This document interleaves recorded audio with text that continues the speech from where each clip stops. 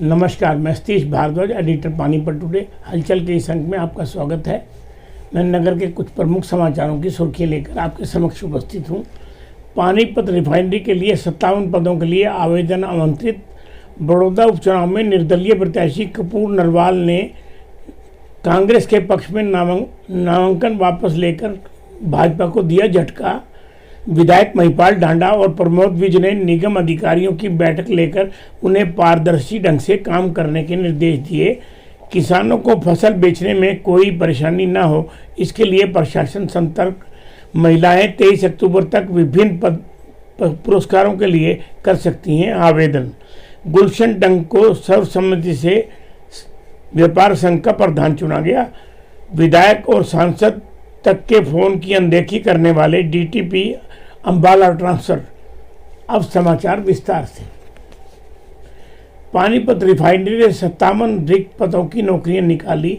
सार्वजनिक क्षेत्र की कंपनी IOCL, सार्वजनिक क्षेत्र की सबसे बड़ी कंपनी इंडियन ऑयल कॉरपोरेशन ने अपनी पानीपत रिफाइनरी में 57 पदों पर भर्ती के लिए विज्ञापन जारी किया है।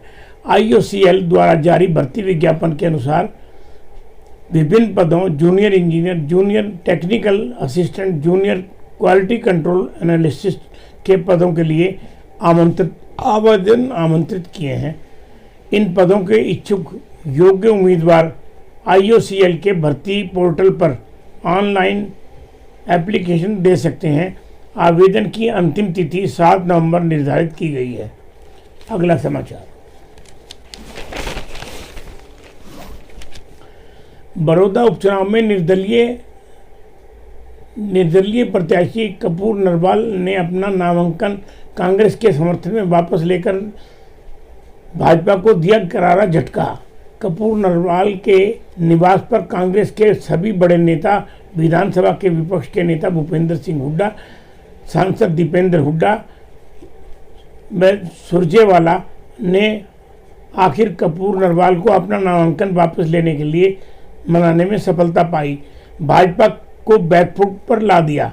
ग्रामीण क्षेत्रों में चर्चा है कि नरवाल ने नामांकन वापस लेने का फैसला वहां की जनता की इच्छा के अनुरूप लिया है, ताकि भाजपा को सबक सिखाया जा सके। कपूर नरवाल के नामांकन वापस लेने से बलराज कुंडू भी बैकफुट पर आ गए हैं। अगला समाचार। विधायक महिपाल ढांडा और प्रमोद विज ने निगम अधिकारियों के साथ बैठक कर प्रॉपर्टी ID व हाउस टैक्स और टैक्स रिकवरी जैसे मुद्दों पर पारदर्शी ढंग से काम करने के निर्देश दिए। रेस्ट हाउस में आयोजित एक बैठक में इस महत्वपूर्ण बैठक में निगम आयुक्त सुशील कुमार, तहसीलदार जैसे बड़े अधिकारियों के साथ के अलावा Kuldeep Singh, chief engineer Mahipal Singh, EO Balbir Singh व पार्षद लोकेश नागरू, रविंद्र भाटिया, अशोक छाबड़ा, अजमेर शर्मा व नरेंद्र जिंदल भी उपस्थित रहे। अगला समाचार।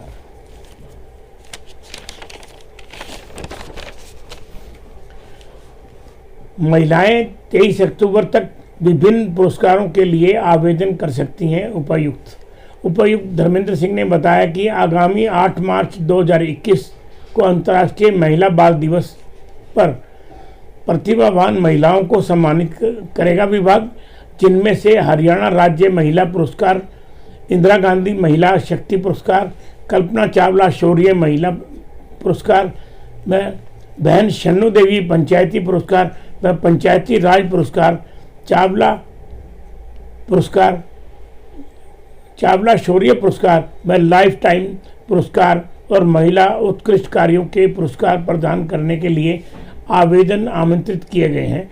उन्होंने कहा कि पानीपत जिले की महिला खिलाड़ी के आवेदन पत्र पूर्ण बायोडाटा साथ में संलग्न कर 23 अक्टूबर तक शिवाजी स्टेडियम स्थित कार्यालय में किसी भी कार्य दिवस पर प्रातः 9 बजे से 5 बजे तक आवेदन कर सकते हैं। अगला समाचार।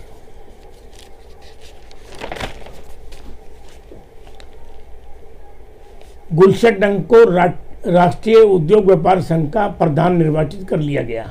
गुलशन डंग को सर्वसम्मति से राष्ट्रीय उद्योग महासंघ का व्यापारी संघ का अध्यक्ष चुना गया है। अध्यक्ष पद के लिए प्रस्तावित सभी नामों पर चर्चा के बाद राष्ट्रीय कार्यकारी अध्यक्ष अशोक भुवानीवाला व राष्ट्रीय महामंत्री विकास गर्ग ने व्यापारियों की समस्याओं को लेकर संघर्ष करने व उनके बीच रहने वाले गुलशन डंग के नाम का प्रस्ताव रखा, जिसके उपरांत संगठन के राष्ट्रीय अध्यक्ष अमित गुप्ता ने गुलशन डंग के नाम का अनुमोदन किया, जिसका सभी संगठनों को transport association, petroleum association, powerloom handloom association, kirana association, प्रदेश भर से आए व्यापारी संगठनों के प्रतिनिधियों ने जोरदार करतल ध्वनि कर स्वागत किया। अध्यक्ष की घोषणा के बाद संगठन के 21 सदस्यों की कार्यकारिणी का चयन भी किया गया। राष्ट्रीय अध्यक्ष अमित गुप्ता ने प्रदेश के व्यापारियों की समस्याओं को उठाते हुए केंद्र और प्रदेश की सरकारों के समक्ष व्यापारियों की समस्याओं को समझते हुए पूरे देश के व्यापारियों के समक्ष कोविड-19 के इस दौर में खड़े बड़े आर्थिक संकट का जिक्र करते हुए कहा कि उद्योग की हालत यह है कि वह अपने कामगारों को वेतन देने में भी समर्थ नहीं है। राष्ट्रीय व्यापार संगठन के मंच से उन्होंने सरकारों से मंदी के इस दौर में श्रमिकों का 50% वेतन देने में तुरंत मदद की जरूरत पर बल दिया। देश भर में 30 करोड़ खुदरा व्यापार में संलग्न श्रमिकों को जो अपना पेट पाल रहे हैं, मल्टीनेशनल कंपनियों की गिद्ध दृष्टि खुदरा व्यापार को हड़पने पर वर्तमान में रिलायंस व बड़ी मल्टीनेशनल कंपनियां इस पर गिद्ध नज़र रख रही हैं। खुदरा व्यापार की कमर तोड़ देगा विदेशी कंपनियों पर इस ई कॉमर्स व 18% अतिरिक्त कर लगाकर छोटे व्यापारियों पर आए इस संकट में से बचाने में सरकारों को पहल करनी चाहिए। सभी पदाधिकारियों ने प्रधान गुलशन डंग को बधाई देते हुए उनके इस फैसले में उनका साथ देने का आश्वासन दिया। अगला समाचार, विधायक और सांसद तक के फोन की अनदेखी करने वाले डीटीपी का अंबाला हुआ तबादला। डीटीपी ललित कुमार द्वारा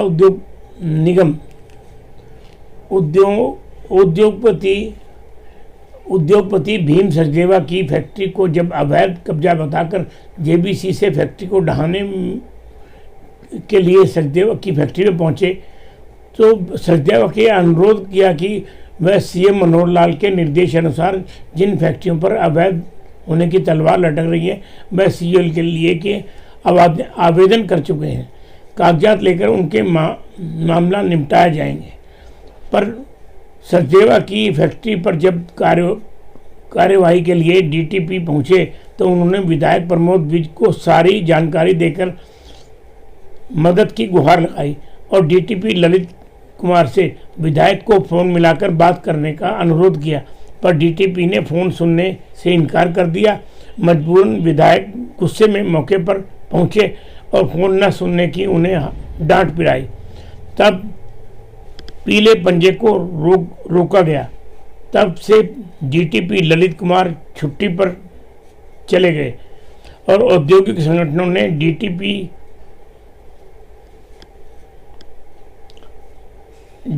के रूखे व्यवहार की शिकायत मुख्यमंत्री तक से कर उनके तबादले की मांग कर दी। विधायक ने अपनी सहमति की मोहर उनकी बात पर लगाते हुए उनका तबादला करने की मांग का समर्थन किया।